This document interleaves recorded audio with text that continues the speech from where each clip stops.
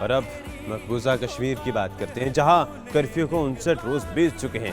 بھارتی news web site scroll ان کی خصوصی رپورٹ جس میں کہا گیا کہ وزیر اعظم عمران خان کی تقریر کو کشمیری 6 بالوں پر 6 چھکے قرار دے رہے ہیں، جس پر بھارتی فورسز بھی بوکھلا اٹھی۔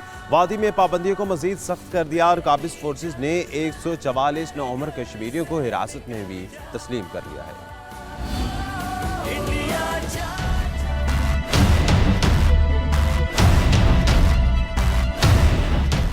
بھارتی نیوز ویب سائٹ سکرول ان نے مقبوضہ کشمیر پر خصوصی رپورٹ جاری کی ہے۔ لکھا کہ پاکستانی وزیر اعظم عمران خان کی تقریر کو کشمیریوں نے اپنے جذبات کی ترجمانی قرار دیا ہے۔ ایک بزرگ شہری کہتے ہیں کہ عمران خان نے 6 بالوں پر 6 چھکے مارے ہیں۔ سکرول ان کے مطابق کشمیریوں کا ماننا ہے کہ عمران خان نے بھارت کو دنیا کے سامنے بے نقاب کر دیا ہے۔ 27 ستمبر کی شب وادی میں یوں جشن منایا گیا جیسے پاکستان نے ورلڈ کپ جیت لیا ہو۔